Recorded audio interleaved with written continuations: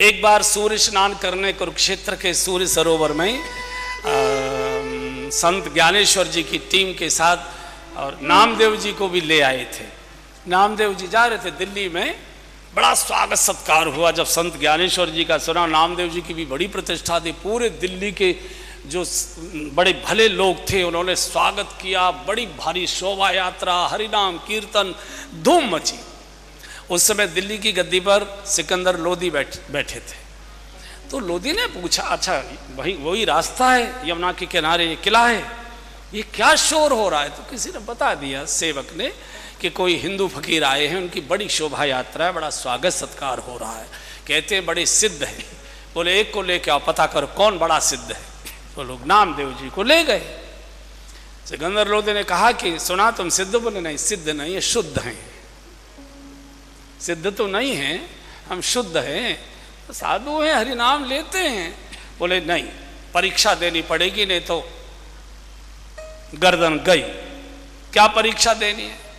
एक गाय मंगाई और गाय काट दी उन्होंने। बोले अगर सिद्ध हो तो गाय को जीवित करो। अब तो बड़ी मुश्किल हो। खैर नामदेव जी ने भगवान से बहुत उन्होंने मैंने कहा पद गाया, समय नहीं, आगे किसी दिन गाएंगे। और जल छिड़का अभिमंत्रित से गाय जीवित हो गई। सिकंदर लोदी दंग रह गया। मैंने बड़े बड़े सिद्ध फकीर देखे, लेकिन ऐसा सिद्ध फकीर ने कि कटी गाय को जीवित कर दिया। भगवान नाम का प्रताप है, बादशाह हमारा तो कुछ नहीं, क्या दें आपको? बोले हम फकीर हैं, हमको कुछ नहीं चाहिए। बोले ठाकुर सेवा करते हैं? हाँ। बोले मेरे पास एक सुवर्ण की रत्न चारपाई है, अपने ठाकुर जी को उस पर सुलाया कर। अरे हम कहाँ ले जाएंगे बाबा, लोग उसको रखाने में ही सारा झंझट हो जाएगा, न रात को सो पाएंगे, और जो भजन वजन करते थे इसी की रखाने में वो भी छूट जाए। नहीं नहीं नहीं, और मैं सेवक भेजता हूँ। 4 सैनिक कर दिए और रत्न जड़ित चारपाई दे दी। तो पानीपत वाले रास्ते पे आगे बढ़े। तो आगे बढ़ के यमुना जी में नामदेव जी ने सोचा कौन इसे ढोएगा, सेवक तो अपने राज्य की सीमा से लौट आएंगे, मेरी बड़ी आफत आ जाएगी, मैं तो इसी को रखाने में लग जाऊंगा। आए थे हर भजन को, होटल लगे कपास, तो यमुना जी में फेंक दी। अरे छोड़, उस समय कोई बांध तो थे नहीं, नहरें भी नहीं थी, तो यमुना जी में जल अच्छा रहता था। सैनिक दौड़े, बादशाह वो बाबा ने तो और चारपाई यमुना जी में फेंक दी। इतनी कीमती रत्न जट सुवर्ण की ठोस। अच्छा, तो बुलाए नामदेव जी को, बुलाया गया दोबारा से। सैनिक गए, बोले आपको बादशाह ने फिर याद किया, क्या हुआ? बोले कि अरे स्वामी जी, हमको 2 चारपाई और बनानी है उस जैसी, किसी और संत को देने की थी, हमारे यहाँ एक और हैं, तो उसका नमूना हम देखना चाहते, क्या क्या कैसे है। वो चाहता था कि पता लगे। बोले आओ हमारे साथ, नमूना दिखवा देते। सैनिक तो कह चुका था कि यमुना जी में बहा दिए इन्होंने, तो जहां गिराई थी बोले इसमें से निकाल लाओ। मैं तो इसमें रखी है, तुम जाओ निकाल के लाओ ना, कहाँ रखी है? नामदेव जी यमुना जी में कूद गए और सैकड़ों चारपाई उसी जैसी निकाल दे। बोले अपनी छांट के ले जाओ जितने तुम्हारी हो। जो परम धन राधा नाम। साधु का जो धन होता है वो तो भगवत नाम का होता है। हमारे स्वामी हरदास जी के पास एक मुल्तान के सज्जन आए, दयाल राम नाम के अच्छे धर्मात्मा थे, पति पत्नी। तो इन दयाल राम ने जम्बू पर्वत पर जाकर तप किया, बड़ा कठोर तप किया। तो जामवन जी ने प्रकट होकर इनको पारस मणि दे दी 12 वर्ष के लिए।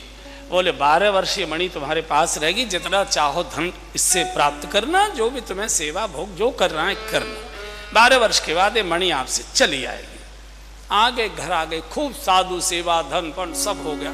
पत्नी ने कहा जी अब सब कुछ हो भी गया, अब हम लोगों की उम्र पूरी हो रही है और 4 वर्ष बचे हैं, अब 8 वर्ष तो पूरे हो गए, चलो भारत का भ्रमण करते हैं, 12 ज्योतिर्लिंग दर्शन करते हैं, 4 धाम दर्शन करते हैं, और किसी संत से भी स्थान पर संत महात्मा जी को दे देंगे, इससे साधु सेवा होगी। तो दोनों चले। बद्रीनाथ से लौटते लौटते पत्नी की तबीयत बिगड़ गई और देवघर जाते जाते शरीर छूट गया। ये अकेले रह गए। विभिन्न स्थानों में गए, अयोध्या पड़ा, काशी पड़ा, रास्ते में नैमिषारण्य पड़ा, तो जिसके यहाँ टिके मालूम पड़ गया था इनमें पारस मणि है, बड़ी सेवा खातिर हो। महेंद्र जी पूछे कि दीक्षा वगैरह ले ली क्या? बोले नहीं, दीक्षा तो नहीं ली है, दीक्षा लेने के लिए भ्रमण पर निकले हैं, कोई दे दे। अरे कल सवेरे स्नान करके आना, बस तुम्हारी दीक्षा। तो वो समझ जाते थे दीक्षा मुझे नहीं हो रही, दीक्षा पारस मणि को हो रही है। खैर सबको वो पार करते करते वृंदावन आ गए।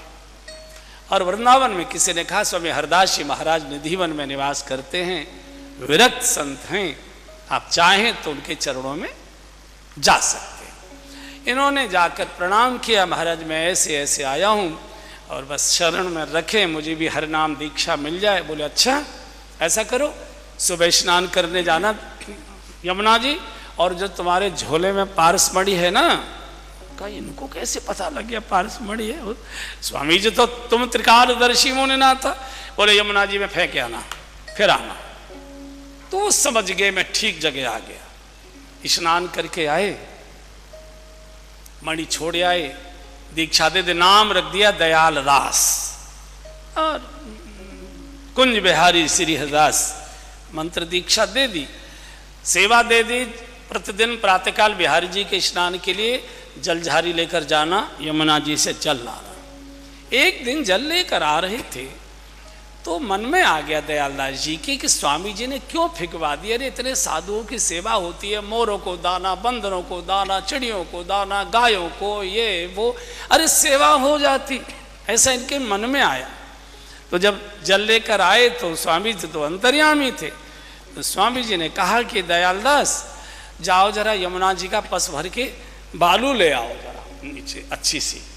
तो ये पस भर के लाए तो देखा जितने बालू के कण उतनी ही पारस मणियां हाथ में थी। स्वामी जी कभी भोजन नहीं करते थे, केवल चने ही चबाते थे। बाद में फिर भगवान बिहारी जी ने कहा कि ऐसे काम नहीं चलेगा, मैं भी चने ही चबाऊंगा। फिर बाटी ही बना के खाते थे। इतना विरक्त महापुरुष। अकबर सम्राट निधिवन के द्वार पर नाक रगड़ता था, घंटों बैठकर प्रतीक्षा करता था। अंदर एक बार प्रवेश हुआ, स्वामी जी को प्रणाम किया, महाराज कोई मेरे योग्य सेवा, आपका सेवक हूं मैं, कोई सेवा। अरे भाई कोई हमारी क्या सेवा है? मेरे साधु ऐसा करो, वो धीर समेत घाट की सीढ़ी का एक कोना टूट गया है, सवेरे लोग स्नान करने बूढ़े बूढ़े साधु जाते हैं, ठोकर लग जाते हैं, चोट लग जाते हैं, वो सीढ़ी के कोने को जरा ठीक ठाक करा दो। भारत का सम्राट, और उसको इतना सा काम बता दिया कि वो घाट की सीढ़ी जरा सा कोना उसका चटक गया है, तो प्रातःकाल सबको कष्ट होता है। हमारे कोई बड़ी सेवा, बोले इतने से काम चल जाएगा, वो हो जाएगा ना, सबको बड़ा आराम हो जाएगा। और इनको विट्ठल विपुल देव जी को साथ कर दिया, बोले जाओ इनको रास्ता दे जाओ। भारत का सम्राट जा रहा है, स्वामी जी ने दिव्य दृष्टि प्रदान कर दी। और जैसे धीर समेत घाट पर पहुंचे, ओहो सम्राट की आंखें चौंध गई, मणियों की और सीढ़ियां बनी हुई हैं, कांचन पर मणि जमी हुई है, इतना विशाल घाट मणियों का। वहीं मूर्छित होकर गिर पड़ा, सैनिक उठा कर लाए, स्वामी जी के चरणों में लेट गए। बोले महाराज मेरी जैसे करोड़ों बादशाह भी अगर कुर्बान हो जाएंगे तो अब इस कोने को ठीक नहीं कर सकते। तो भारत का साधु ये हाँ ये भौतिक धन आवश्यक है, ये आवश्यक है, क्योंकि भौतिक चीजों की पूर्ति के लिए और शरीर पालन के लिए ये भौतिक धन आवश्यक है। लेकिन इसी के लिए सारी साधुता को दांव पर लगा दे, वो तो फिर पागलपन है।